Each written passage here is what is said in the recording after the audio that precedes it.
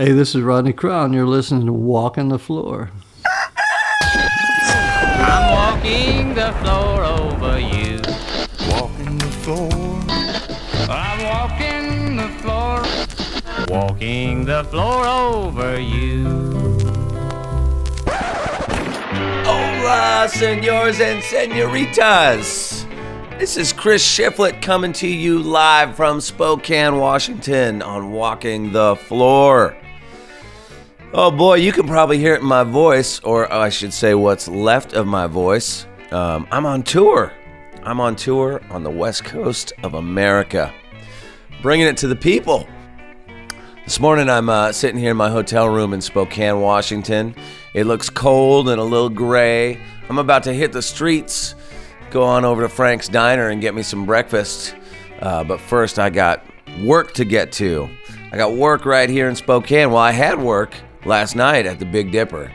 We had a good time. Done a few shows this week. Made a bunch of new friends. That's right, swag. I'm talking about you, buddy. Talking about everybody from last night. And the night before and the night before that. It's been a crazy week. We got to open up for Social Distortion in Seattle. That was killer. Big thanks to the Jade Jackson Band for letting us use their gear so we could hustle on out of there and go do our own gig at the Sunset Tavern.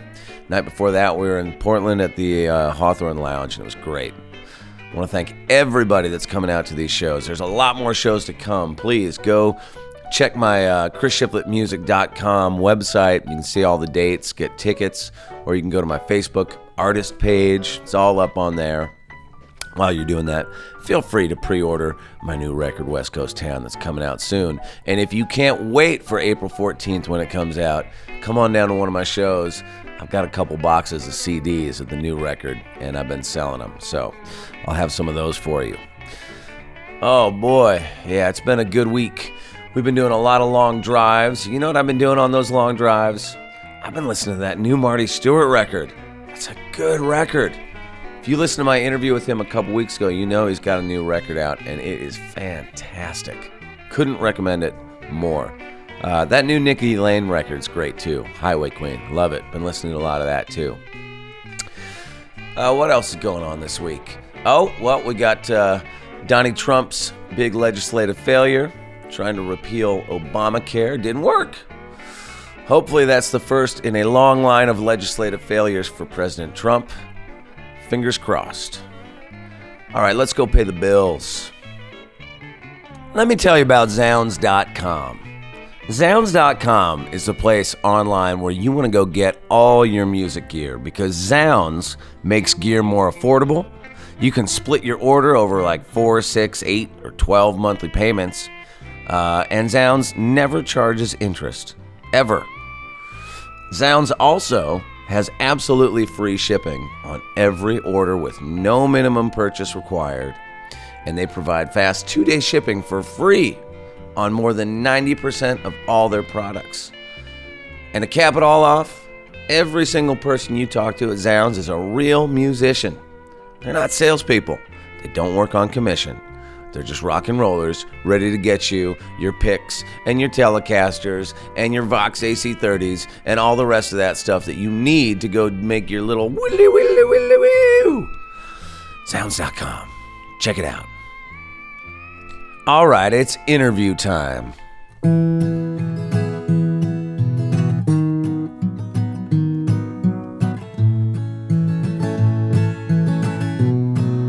All right, so you know Rodney Crowell. You love Rodney Crowell, right? From his work with Emmylou Harris over the years to his monster solo records like Diamonds and Dirt to all the great records he's made since then, including his brand new one that's about to come out at the end of this week called Close Ties, out on March 31st, to his work as a producer. Rodney Crowell is an artist that's always doing something fantastic. If you're a young songwriter, I highly recommend listening to this interview because he gives you some great pearls of wisdom, like the fact that Guy Clark would make him listen to recordings of Dylan Thomas reciting poetry to sort of get a handle on what lyrics should sound like. I mean, that's good advice. That's advice I'm going to take myself, actually. He talks a lot about the songwriting culture of Nashville. in the 1970s when he moved there. And I really liked Rodney's take on the sort of mega fame that he experienced around the time that he did that Diamonds and Dirt record. I thought that was really inspiring to hear him talk about that. And can you believe this man actually saw Hank Williams when he was like 2 years old? So I'll let him tell it. Without further ado, this is Rodney Crowell on Walking the Floor. For the chase, it takes the right kind of woman. There's something about a little parlor guitar like that that just has a distinct cutting tone to it. It's nice. The thing about that guitar I love the most is you'll notice that the vibration goes up to your left hand.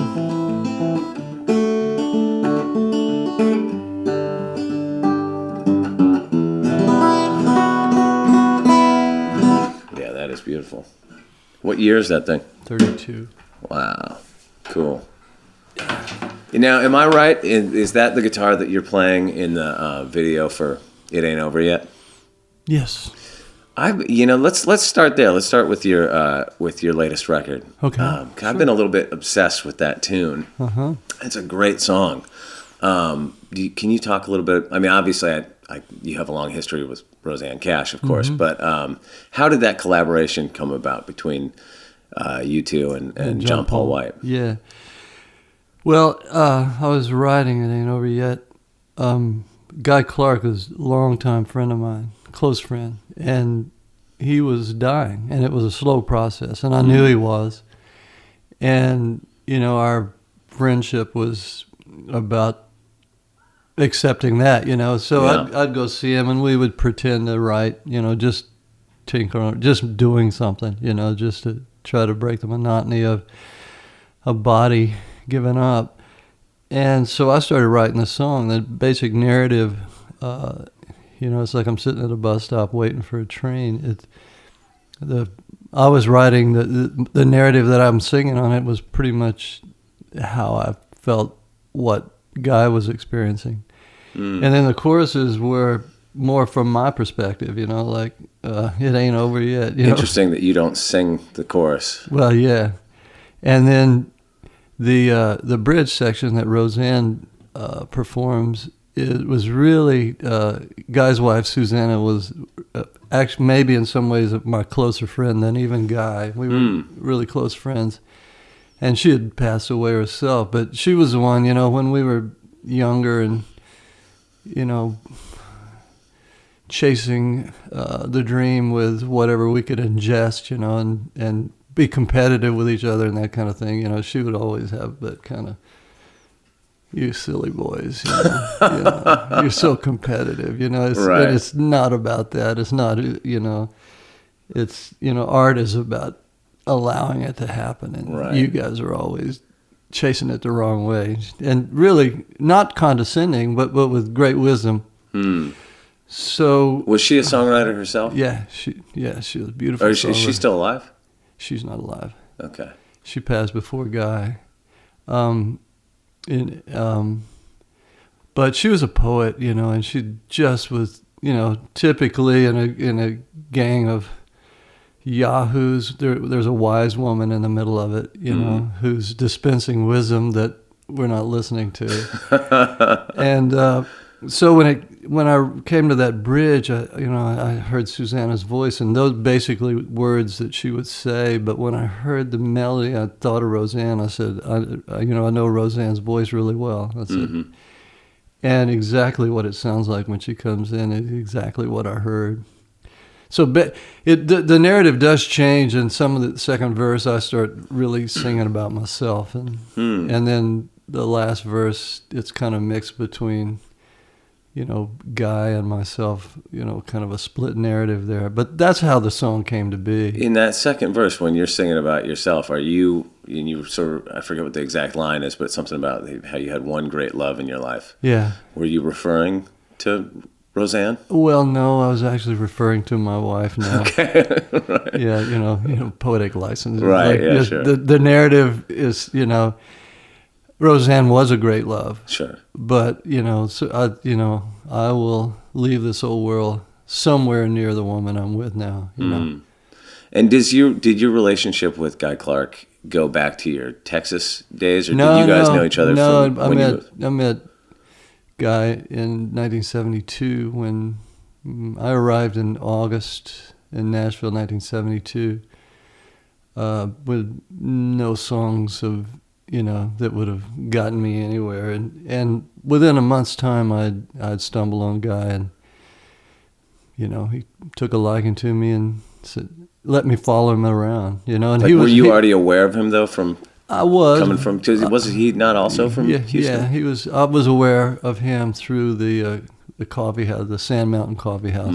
There's a real folk club there in Houston called Sand Mountain, where Towns and Jerry Jeff and Guy would play. So I knew, but I didn't know him, and stumbled on him, and he kind of said, come on, he let me be his Sancho Panza for a while. And I just started paying attention, said, I want to write songs, and I've just lucked into a really good place to be, to observe how this is done. I mean, you talk about, or you sing about that in the song, the last song on your new record, that Nashville 72. Yeah. Like being at a party with Willie Nelson and Tom T. Hall, Guy Clark, all that stuff. I mean, can you talk about a little bit what the scene was like in Nashville at that time, maybe as compared to now? Was it a smaller community of songwriters? Well, it was, it had a lot more street cred then. The Tom T. Hall was, park his car on the corner and walk down Ackland Avenue and know where, the music is being made and nobody's thinking about money.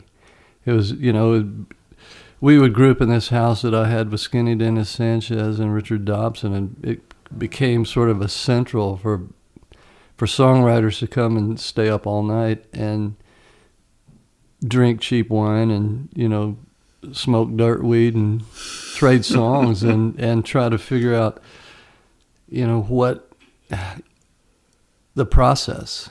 And it was really about the process, so it was a very generous culture, but it was about trade. It was shop talk, Right. How does this? Okay, I got this, and somebody might sit there and go, well, well, that's okay, or maybe I got an idea for you. Right.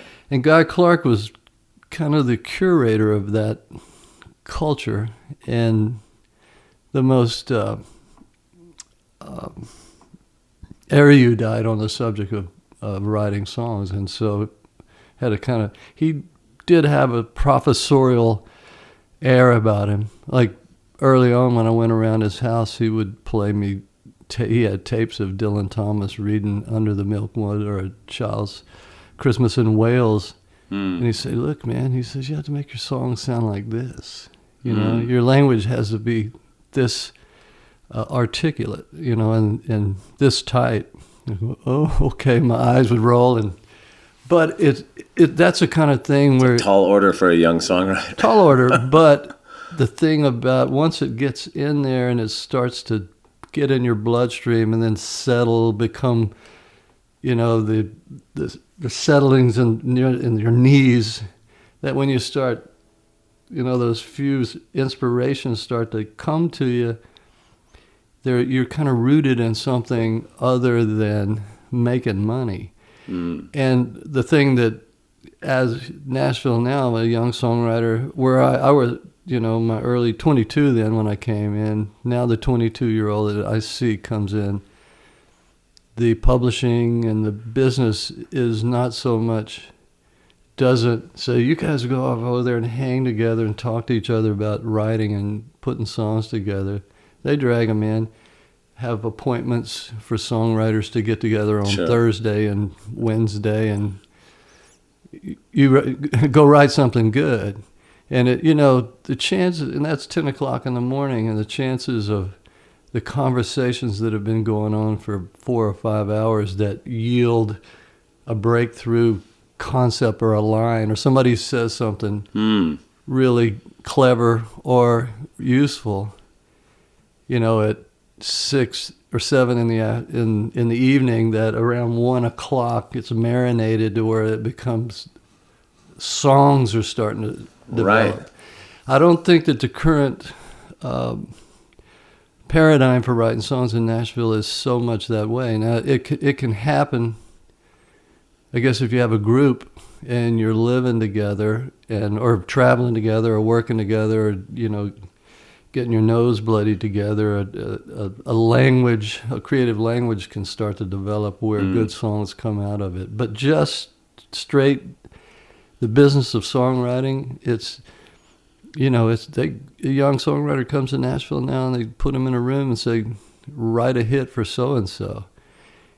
And in 1972, when I got and there, here's what the tempo needs to be, and here's what the groove needs to be, and it needs to reference these 121 three things. beats a minute, Right.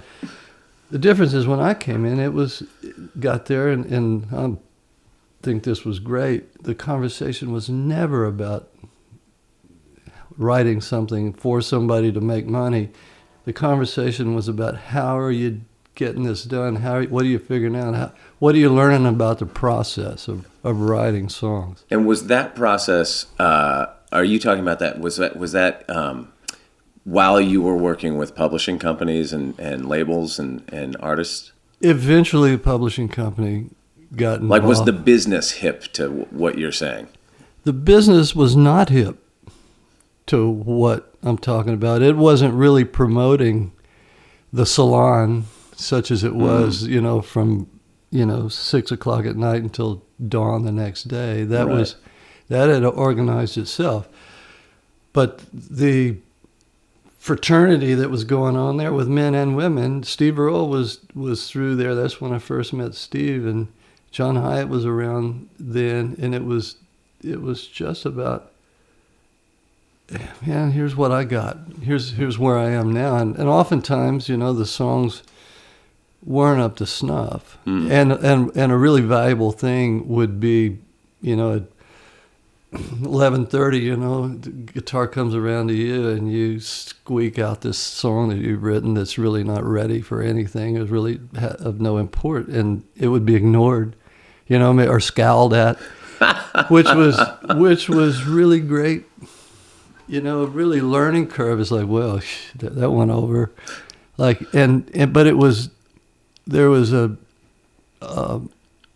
it wasn't about a judgment pass. It was in a way, rejecting a bad song among your friends like that. It was. It's hard to imagine. It's encouragement.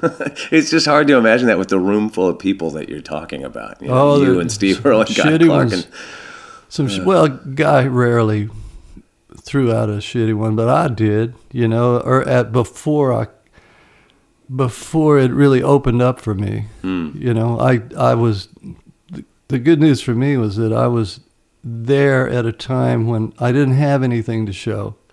I'm a pretty quick study, and after about 6 months of a steady diet of high-quality art being revealed kind of like this, I'm making a gesture like opening a coat you got selling watches. Sure. Then I started to go, oh, okay, I mean, was there much commingling between, say, the group of guys, the fraternity that you're talking about at these salons, and sort of the old guard hit songwriters that would have been entrenched in Nashville at that time? Yeah, there were old guard guys that knew that it was going on, because a lot of that was going on with Chris Christopherson's heyday. He was hanging out with. They were hanging out like that. I think it probably started happening with Chris, but all the Curly Putnam and Bobby Braddock and Tom T and Bobby Bear and that whole crew of really solidly entrenched songwriters, Danny McDill, they were pretty much working the same way. They got hooked up with the publishing companies, but back in that day, the publishing companies, the guys that ran them, they were more like, they had more of an artist's point of view. They were just there to nurture and help the songwriter, just encourage them, keep bringing them back. Let me hear what you got. And then, the guys that were running the publishing companies, they would just get lucky because whoever they were nurturing along would come up with, help me make it through the night, and they'd get it recorded by Sammy Smith, and everybody would be going, yay, you know, and then they would go back to business as usual, which is not thinking about making money, thinking about making good art that once it's made, the money will come. Right. That's gotten reversed over the years in Nashville. You talked about the process and it being all about the process, and I'm curious, like specifically, kind of what is your process, or what was it then? What is it now? How has it evolved through the years? Like, are you a guy with little scraps of paper in your pockets all the time, or are you more disciplined about it and just sit down and just write a song? No, if I'm not on the road traveling, I'm up and I raised 4 daughters, so I became a morning guy, and I'm up working. It changes you. Yeah, Morning's my good time now. Yeah, I'm up working. I made a joke about it, but if you're anywhere around my house and the world isn't encroaching on my time, I get up, have a cup of tea, and then I'm working on the songs that are. I love the unfinished song, because it brings me back to work every day. And sometimes, the song that I just cannot unlock the key to what it really is. Sometimes I just fall away from that, and then something else happens, and an easy song presents itself, and I write it, work on it a while, but the next day I'm going to come back to work to see if I can finish the one that I haven't unlocked. So day in and day out, it's what an artist does. You get up and go to work. Right. I love that idea of I don't know how you would exactly describe it, but the working class writer in that sense, the working class artist in that sense. I would say that I myself am very working class oriented. To me, I believe this wholeheartedly. It's my work ethic is the very thing that earns me a little blast of inspiration now and again. When I was a young writer, in my 20s, inspiration would come like bolts of lightning. And it would hit me. And a lot of times I would get, with that first blast of inspiration, I would get 2/3 of the song in that first blast. And then I would cobble together that last third of the song, oftentimes the last verse being weaker than the rest. Over the years, through dedication and the work, I commit myself to the work of it, and to embrace the work and realize the work is the gift of the universe to me as I get to do that. Those last the initial bursts of inspiration are not as like bolts of lightning as you get older, but you still get them.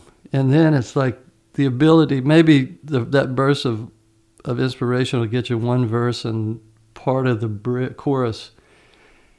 I've gotten better at finishing off that last 60% than I was when I used to get 75% and then weekly cobble together the last 25%, if you follow me. Right.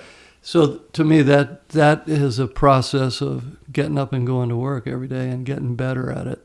What do they say? 1% inspiration, 99% perspiration.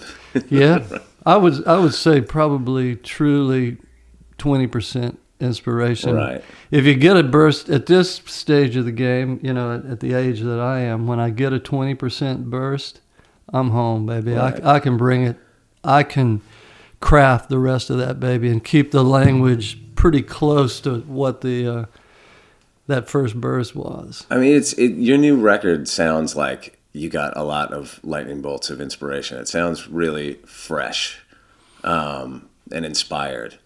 And I'm wondering, you basically just explained it, but because you make records consistently and have for a long time, and so I'm curious about how you go to the well over and over for inspiration. But you just kind of answered that. So maybe was there ever a period in your career or in your life where it just didn't come? Was there like a writer's block period for extended amounts of time? I never allowed the writer's block to be a reality. I framed it up for myself early on. I said, okay, if I'm not writing, the well is just filling up. I'm going to be patient with this. I'm a writer, and I'll continue to write. So I kind of tricked myself into not fretting about the times that I wasn't writing, and successfully. But that doesn't mean there weren't times when record companies gave me a lot of money to get a record from me, which made me self-conscious because I'm working class East Houston kid. My parents were sharecrop farmers, you know. Mm. Somebody dumps a bucket of money on my head. I start thinking, whoa, they're giving me all this money. I wonder what they want, you know? And Right. where I would... They always want something. where I would fail as an artist, and the blocks that I experienced in myself was when I made records, because, you know, they gave me a lot of money, thought that I was going to continue to make consecutive records with 5 number 1 hits on them. And the way I made Diamonds and Dirt and had all those hits in a row was that I was just making a record. It was just the one that rolled up in my natural process, and it happened to be commercial. Right. Give me a lot of money, and suddenly I'm out of my heart and up in my head, and what I'm creating is not what's coming from the middle of me, it's what's coming from outside of me, and as it gets filtered through, I get away from that work enough where I go, oh, dead spot, you know? And I experienced it as, you know, the middle 90s, I experienced my career as a dead spot because I was beholden to the man for giving me too much money. But if you remember talking about how I broke into the whole scene, it was never about creating art to make money. So if I just do my work and pay attention to my internal process, however inspiration comes to me, the money will find me. Right. It's been proven over and over again. So my job is just to stay out of my head. And, you know, after years of, I have to assume years of, you know, starting out as a songwriter and then a sideman, and then working on your own solo career, was there a point for you, maybe that's it, that you just touched on, where like you chased success, achieved success, and then kind of rejected success? Like, and I mean that in the sense that, was there a point for you where managers and labels and agents and people were pushing you to keep running the game, where you just went, this isn't for me anymore? That level of hustle. That did happen, but it wasn't, you know, the managers and the booking agents and all that, you know, they're doing their job. They have a job, and their perspective is, you can't argue with it. It's a machine. They answer to people about, you know, making money. I didn't include publicists in that because your publicist is sitting right here, so I have respect to you. But for me, what happened is that I had a, you know, the peak in my commercial success left me feeling like, I don't know what it is about me, but, you know, there was a moment when I walk into a room and I had those, as I write about it on Close Ties, I describe, you know, silver toe tips on my boots and a mullet head of hair. Around the Diamonds and Dirt part of my career, I was putting on the swagger, you know, and I would walk into a room, and sometimes, you know, I was on the verge of stardom. I never really saw that as, I don't see myself as being a star, but for a moment there I was on the verge of it. And I noticed when I would walk into a room and people would go, there's that guy, you know, I caught myself constructing a personality or persona based on what they were seeing. So it's just like, I started building this version of myself that was being projected at me. And I was smart enough or intuitive enough to realize that, that's a trap to fall into, because you can sacrifice the artistic process in a heartbeat, because the same thing as giving you a lot of money. You start creating art that you through the people who are looking at you, like trying to route it through their sensibilities or through their eyes, and then it's not you anymore. And I subconsciously deconstructed that by showing up early in the morning at country radio stations in a funk. You know, when the chirpy chatter's going on. Right, the morning drive time radio. And I would come in there sullen and, you know, like, I'm a serious songwriter and artist, you know, and it's like, it was like I was a turd in their punch bowl, you know, and so I think they figured out pretty soon, this guy's not one of us. As a musician, I really was one of them, but in terms of handling stardom, at that particular time, I couldn't handle it. I'm a huge boxing fan, and there's like a real parallel there where you see guys struggle coming up through the ranks, win a championship, and then they're never the same fighter again.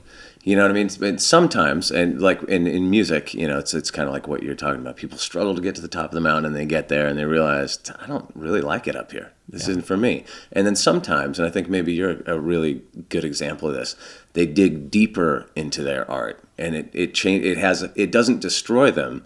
It makes them a better artist in the long run. Yeah, it gives them more longevity. I think that my deconstruction of that persona that I was close to adapting, when that happened, I sort of fell out of it, and I took 5 years off, and I got divorced and was a single parent. But when I came back back into the public with a record called The Houston Kid, and decidedly I had discovered a more organic version of myself, a more narrative version of myself, and I've stuck with that, and that's pretty much who I am. And so at this particular point, which is, you know, times have changed, but if the same kind of thing that happened to me in the late 80s happened to me now, I'd handle it much better. Sure. I'd just be who I am, and right. Because I know that, you know, maybe my next record. The wisdom that comes with experience. You know, you never have it when you're going through it the first time. No, it's like, too bad. Right. I mean, what do you think? What was it about that record that put you into the stratosphere of like becoming a, you know, whether you want to call yourself that or not, you know, a country music superstar? Yeah. Like, was that just you'd been building and heading there all along, and it was just the right moment at the right time and the right record? Well, yeah, there was the backstory on me. You know, I'd written a lot of songs for Emmylou Harris, and I'd written hit songs for Waylon and Willie, and sure, the people had been covering my songs, so everybody knew that in the business, that part of it, said, oh, this guy, you know how to produce Roseanne Cash records, so, and had produced a number of hits and written a number of them, but it never had happened for me. But I just, you know, God bless Steve Earle, you know, he made Guitar Town, and I heard Guitar Town because Steve was, you know, around the same time I did, and I said, God, that's just Steve. He just made himself there. And it inspired me to make Diamonds and Dirt, which I went back to my where Buck Owens meets the Beatles. That's what I went back to, because, you know, in 1964, I was listening to Merle Haggard and Buck Owens and the Beatles and Bob Dylan and the Rolling Stones, like everybody was at that time. But I had that Hank Williams background, so I just went back and found the voice and the narrative of what those Buck Owens shuffles were, and what some of those, the way the Beatles used flat 7 chords, you know, rather than that Southern rock thing of just dropping from E down to the D. The flat 7 can be such a creative chord used in the right way. Rather than taking the music down, it can lift the music up. And so experiencing, you know, and this music just came out, and it just resonated, and at the time was right. The setting was right, what I'd been doing up till then, voila. And then I started making a pretty good record after that, but the record company and the manager coming around to me said, hey, you got to finish this up, you got to, you know, we got to get this out, we got to make this well. And I wilted and let the next record go. If I'd have spent another 6 months throwing away some of the songs and developing some more, I could have had, you know, a better record to follow that up. But I said, okay, and let it go. I wasn't strong. Today, if that happened to me, I'd say, stand back. Right, you know, I know what I'm going to do, you know, and I'm going to make the record I want to make. It may not be what you want it to be, but it's what I'm going to do. But it's going to be realized. Yeah, it's going to be realized. Right. So that's the difference. That time in country music, you mentioned Steve Earle, and you and Dwight Yoakam. There were a bunch of guys that were sort of thought of as like, almost like a honky-tonk revival kind of thing. It was, getting back to its roots from what it had sort of become. And you see a parallel happening right now. It's been happening for the last several years with guys like Sturgill and Jason Isbell and Stapleton, all these guys. Yeah. Do you keep up on who's sort of the hip new underbelly of alt country or Americana or however you want to describe it? It finds me. My antenna's out there where if there's a poet, like Jason Isbell, like you take 24 frames, that's poetry. Yeah. And it stands. And when I hear Sturgill, I know what Sturgill's, I know what his sensibilities are, and I know where he's coming from, and it's like, okay, yeah, it's in safe hands there. Right. And, when Chris does that really powerful Southern rock thing, I said, okay, this is, it's Duane Allman. I hear the roots of Duane Allman, and it's alive. It's morphed into something that is a little strong, not stronger, but a little more direct. Where Duane Allman at his best, he was in that powerful band, but there was something really subtle about how he would go about Midnight Rider, that great record he made, Midnight Rider. It's real subtle, but it's like real soulful blues singing. Right. So that's how it happens for me when I hear somebody, and I hear what it's rooted, where the roots come from. Is like, yeah, this is comfortable. I see Michaela record here, and Michaela was around my studio recording that, and I listen and say, okay, I know what she's shooting for, and I know, and just give her a little more time, it's gonna get there. Yeah, just as long as she, has the space to do it. Yeah. Yeah. In listening to your latest record, my first thought was tonally, production style. I thought, oh, is this like, did Dave Cobb do this record? It's kind of got that that sound. Like it sounds hip, for lack of a better word. And I don't know who produced it or played on it or any of that stuff. Is it self-produced or did you do it at your own studio? Kim Bowie and Jordan Lenning. And I'm a producer as well, but I take that hat off these days. I produce my own records for a while, but I take that hat off. It's like I want to perform to my producer. That doesn't mean I don't. Everything that I know and do as a producer, it's still part of the business. But I don't do it from an objective place. I come at it entirely subjective, and I've learned that any ideas I have about production are perfectly valid coming from that subjective performer's point of view, as long as I have, the objectivity of a producer in the control room. And Kim Bowie, I enlisted her because I wanted the conversation. She's a great musical conversation. One thing about making Close Ties, she and I had a long conversation, and she became my editor.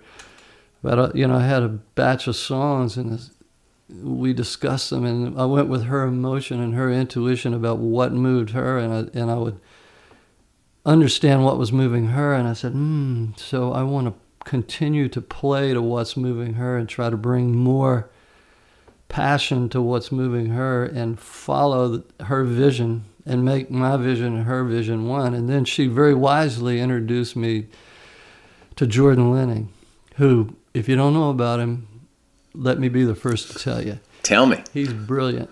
He did all the string arranging on the record, which I'd always use strings. I'd have big orchestras on records, but I'd always bury. I use the string arrangements the way you might use a pad, like a synthetic pad, back behind it.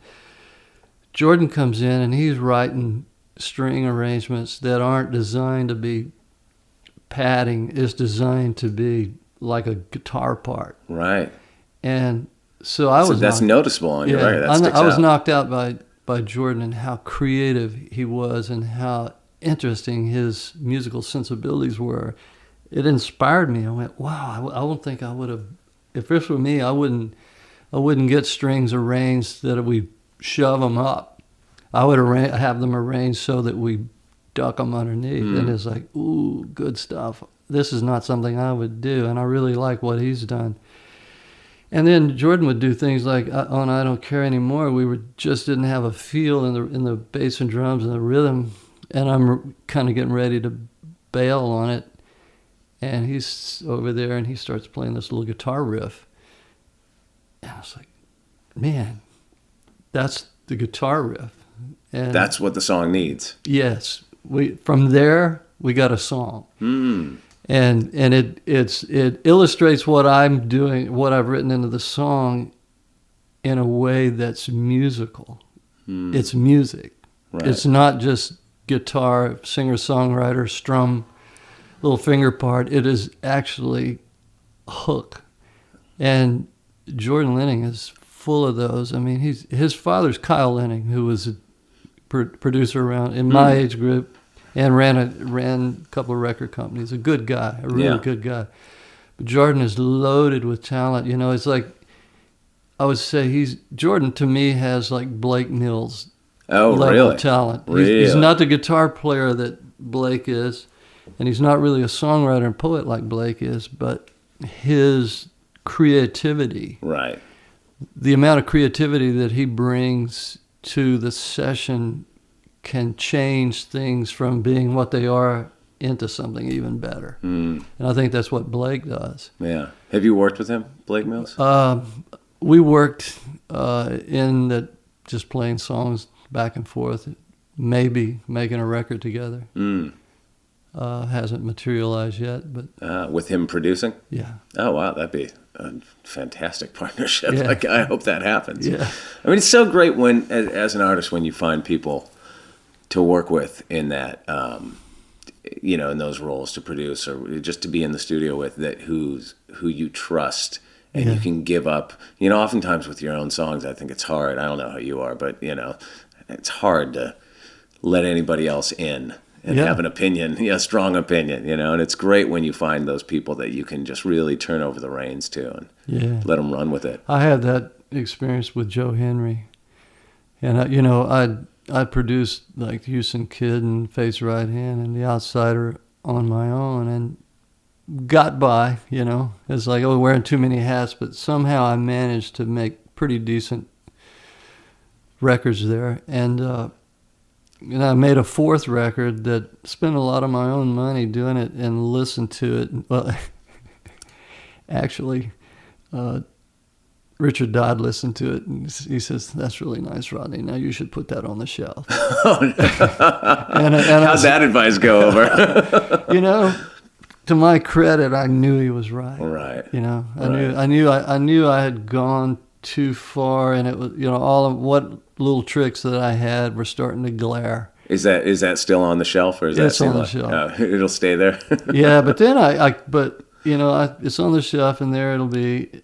But I called with most of the same songs. They weren't bad songs, really. I called Joe Henry and came out to here in California and recorded with Joe in his basement studio. And this was a great experience for me. Came in with a guitar and songs and sat down there with, you know, Belrose and his guys, and I played and sang for 4 days and left. I said, "I'll see you guys," and you know, have fun making my record. Yeah, and I got it in the mail, and you know, a CD came to me in the mail, and I got in my car and went for a drive and listened to it, and I went, "Man, this is great!" Wow! And it's like I had never. That's got to be a one-of-a-kind experience. I never had that experience, and I said, "Geez, why haven't I been doing this all along? This is." And one of the things, you know, then Joe comes around and produces the second duet record that I made with Emmy Lou. And by then, it's my, you know, and I on that second record with Emmy Lou, I think I really did some of my best singing up to that point. And with Joe Henry in the control room, and I love Joe and respect him, and I want to make him proud. Right. So I would bring my A to him, because it's like I'm performing to the audience of one. It's like if I make Joe happy, I'm going to be okay. That's so funny. Somebody with your,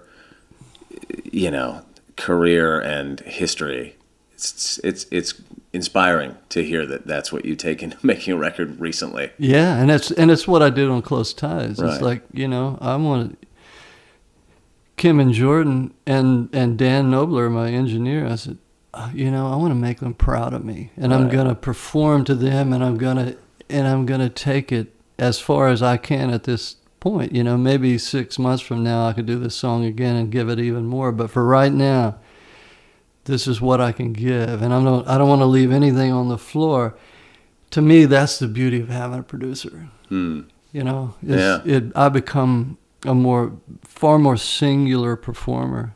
'Cause, you're sitting out there in the booth and recording a song, and you're listening to the bass part. You're not really performing. Right. Yeah. Yeah, it's a different responsibility. Yeah, and I'm not the best at coming back and overdubbing vocal after it. I'm at my best. It happens on the fly. Can we totally left turn and back up a little bit? Because I'm curious. I'm fascinated by sort of Texas country music history and culture, and the sort of insular scene that seems to even exist today down there. And so I'm wondering, growing up, if you got to experience some of that as a fan and as a young musician coming up, like that sort of like isn't there kind of like a circuit down there? Like, did you get to see guys like Ray Price and was Bob Wills still around? Hank Williams. Oh, really? You saw Hank Williams? Yeah, well, yes, I did. My dad was a big Hank Williams fan, and Hank Williams. And your parents were musicians themselves, right? Well, my dad was. Okay. He was a honky-tonk musician. He had we call them locals now. He had a local band. He had a cobbled together honky-tonk crew with a lead electric mandolin player, and his bass player had a really cool late 50s Strat that he tuned down a half a step and put it on the bass pickup and walked everything, including the waltzes. So it was a real strange. Oh, it does, man. You should hear it. It's like your basic to a waltz beat. Right. It can happen on a Strat like that. So it's an electric mandolin, and that Strat as a bass, and my dad playing rhythm guitar, and me, 11 years old, playing drums and playing in honky tonks. But my father took me to see Hank Williams in December 14th, 1952. I was 2 years and 4 months of age. And I remember a little cool eddy of air hitting my cheek, and I remember the smell of his hair oil, and I remember the mingling tonality of the small talk before the show starts. Those were my memories. But I wrote about this in my book, Chinaberry Sidewalks. My father reiterated the memory. He would talk to me all the time about, I took you to see Hank Williams. Now I've done everything that I can do for you, and he would remind me of that. He says, I took you to see the hillbilly poet. And I said, okay, well, but those records were around. So to get to your question, my introduction to music was strictly East Side Houston honky tonks, ice houses they're called, and those were basically those roll-up garage doors with a jukebox and a sawdust on a cement floor and a beer bar. Right. And my father would play those, just go in and set up, and they would move the tables. And the culture, the post-war culture in Houston from, farm workers who moved to Houston to get menial labor in the refineries that line the man-made ship channel there. Right. That particular culture was Scots-Irish hard drinking, dancing to country music, post-war honky-tonk culture. Right. So that's what not unlike the culture in Bakersfield, same kind of same kind oil workers and farmers. Yeah. and where music was consumed, you know, with the beer and with the dancing and with the sexual possibilities that go with the culture, and maybe some violence thrown in there, and the violence. Yeah. So my whole musical education was in that realm, and then when I started having high school bands, you know, we played folk, teen canteens and things that were around to be had. But it was when that I got to Nashville that I fell in with the Texas songwriting scene and the mystique that goes with that. But I always said that, you know, people ask me in other parts of the world, you know, in England about, well, you know, what is it about the Texas songwriter myth? And I say, well, Texans are the greatest liars in the world.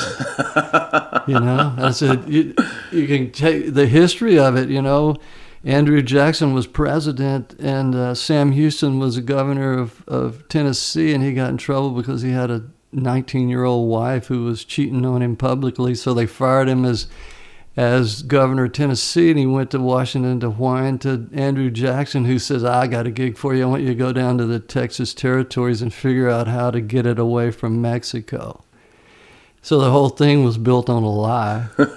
So all of those Scots-Irish characters that went into that territory, and then, you know, the second and third generations that come from that, they're whiskey makers, storytellers and liars, and, you know, banjo and guitar pickers, you know, and blues players, and it just becomes and coming from New Orleans, the first stop headed east or headed west with, you know, those truckloads of Fats Domino records. First stop was Houston, so the jukebox is loaded up with Fats Domino and Frogman Henry and Smiley Lewis. So the cultural thing, you know, Bob Wills was playing swing, which, you know, was informed by the 30s swing era and popular music. It was just a country version of Glenn Miller in a way. So that whole, it was such a cross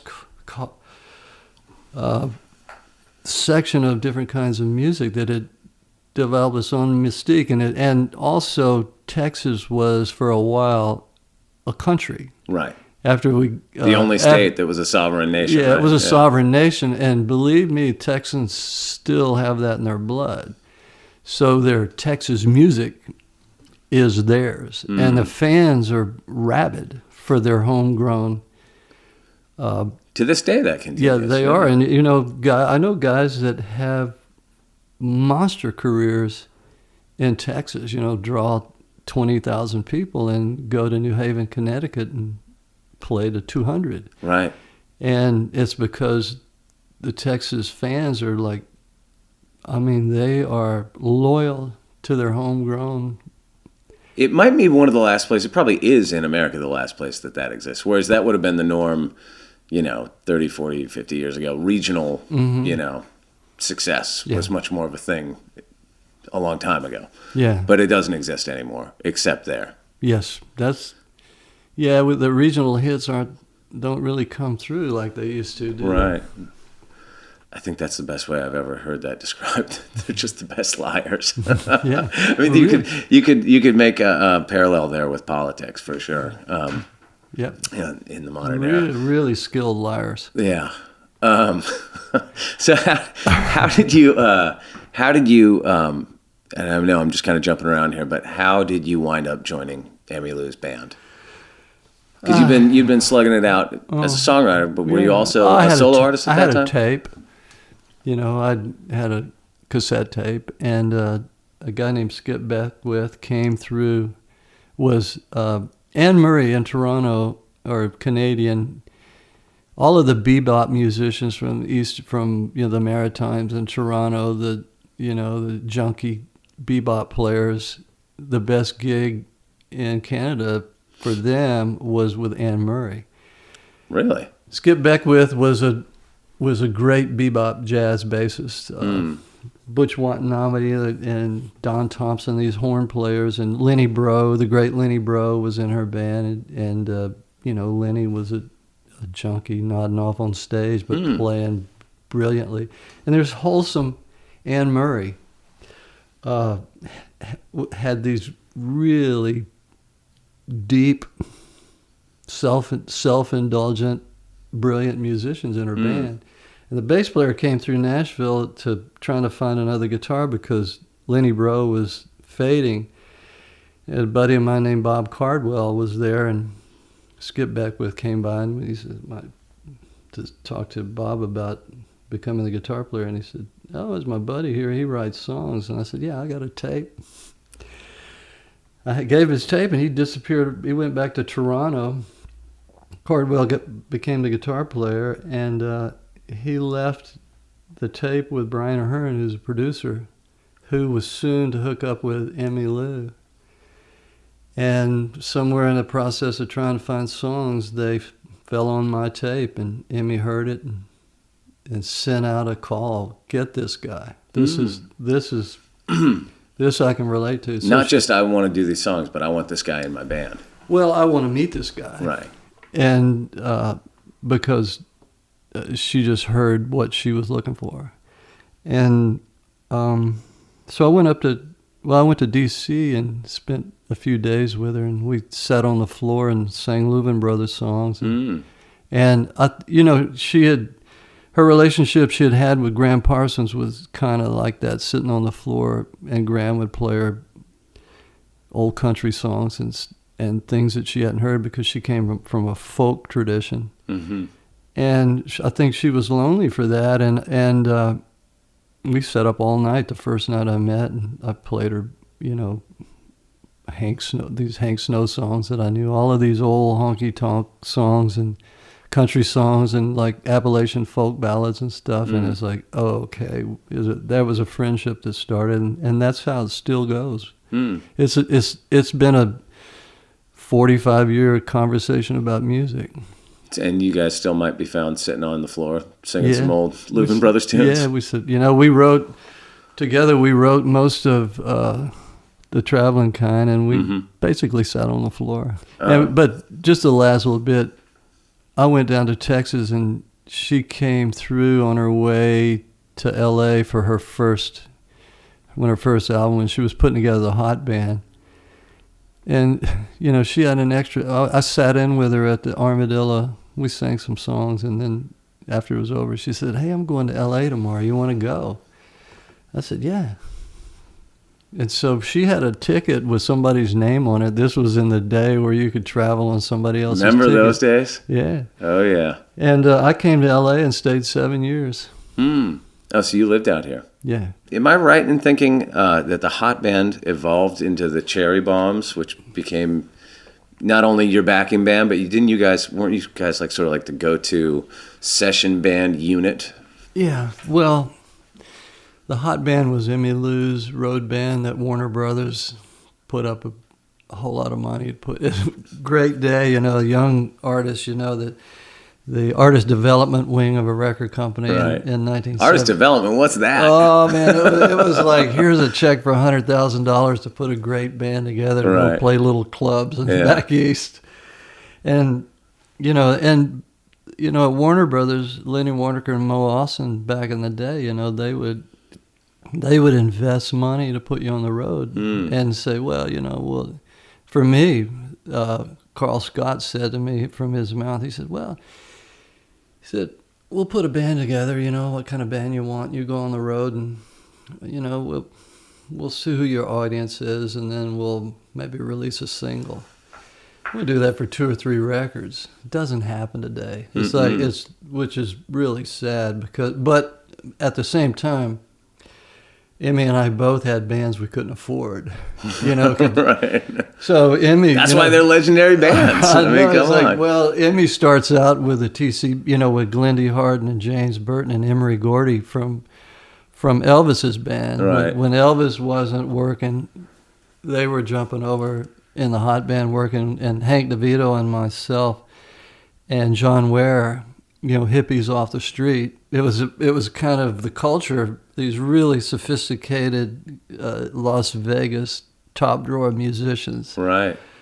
James Burton, legendary, really shiny, great performers, you know, and then the kind of hippie contingency. And must have been like a master class. It was a master class for me. That was I learned about songwriting in Nashville in the early 70s. In the mid 70s, I came here and I joined the hot band, and then I started to learn about arranging. And the crash course in my education was where Glenn Hardin and Emery Gordy, and to a lesser degree James, because James floated around it and just played brilliant lead guitar. Yeah. But Glenn Hardin and Emery were right inside of, you know, arranging a band, sorting out. They could figure out the knot in the arrangement. It's like, okay, you know, bar 16, you know, that we got to change the, you know, we got to slow that down a little bit, or we got to open it up, and this chord ought to go there. And it was like, arranging. Right. You know, and I loved it. Dynamics. I was totally enthralled listening. You know, I was just sitting there playing a little rhythm guitar and singing with Emmy, but really enthralled with the dialogue of arranging. And later on, I started producing, and I was out of my depth when first record I produced on Roseanne, but I'd been around enough of those conversations that I could sort of intuitively get a conversation going about how to sort out an arrangement and make a song work. And then it grew and it started to become second nature. Right. Well, speaking of arranging a band, would you like to play solo acoustic right now? I can do. That can be arranged. Okay, I think given our conversation and talking about Texas, you know, and the mystique, this is, you know, I made a record called The Houston Kid, and I pretty much mined my roots in Texas, and this may be the last swing I take at, you know, mining my memory of growing up in the east side of Houston. This is called East Houston Blues.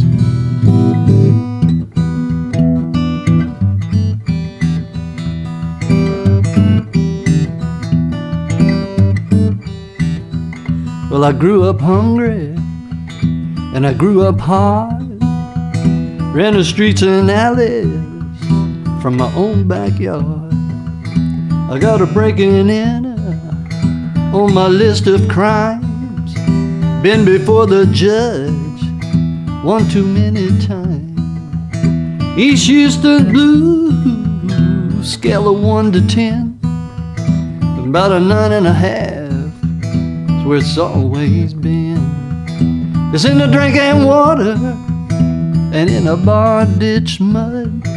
East Houston Blues gets in a poor boy's blood. I learned to drink and drive when I was 12 years old. My Uncle Fireball started, rest his ragged soul. He run a 54 Ford up and down the drag, sipping early time straight from a paper bag. East Houston Blues, picture Dowling Street and Navigation Boulevard where the crossroads meet. 3 sheets and wind, brick shy of a load. East Houston Blues, down a nowhere road.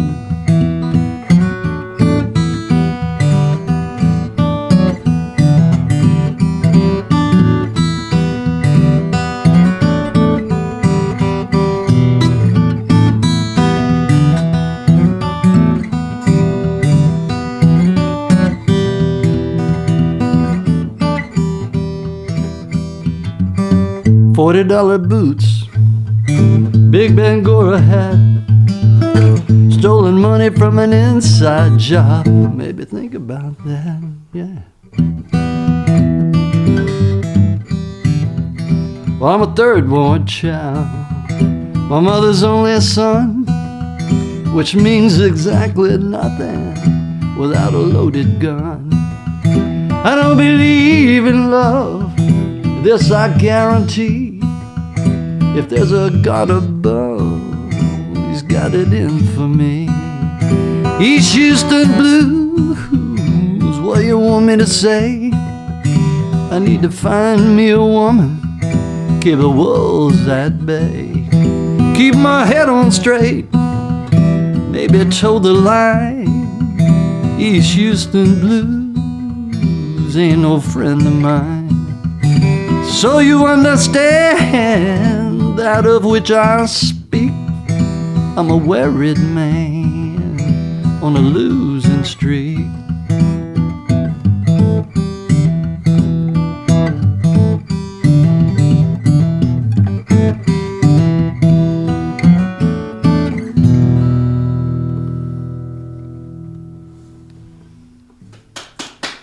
Indeed. Thank you. You betcha. Thank you. Green, I got caught up making a name for myself. You know what that's about. Oh yeah, that was Rodney Crowell on Walking the Floor, doing a fantastic, exclusive, acoustic Walking the Floor only version of East Houston Blues from his upcoming album, Close Ties, which is out on March 31st, which I believe is the end of this week. Go out there and grab yourself a copy. While you're doing that, head on over to rodneycrowell.com for all your Rodney Crowell tour dates and information. Or you can check him out on Twitter at Rodney J. Crowell. Come on. And while you're checking out Rodney, why don't you go on over to my website and pre-order my new record, West Coast Town, that's coming out April 14th. And you can check out all my tour dates, see what's happening. Come see me in somewhere like Missoula, Bozeman, Ketchum, Pioneer Town, Flagstaff, Los Angeles, San Diego, New York, Nashville, Atlanta. Doesn't it sound great? Come on, I want to see you at one of these shows. Anyway, that's it for this week on Walking the Floor. We'll be back next week, as always, every Monday. And if you get bored, go check out the old episodes in the iTunes store, man. They're all up there. Go have a listen, and we'll see you next week. Adios, amigos. You were there with the right word to help me crawl out of the maze. And when I'd almost convinced myself I was hipper than now, oh, you stepped up with a warning shot, fired sweet and low across the bow.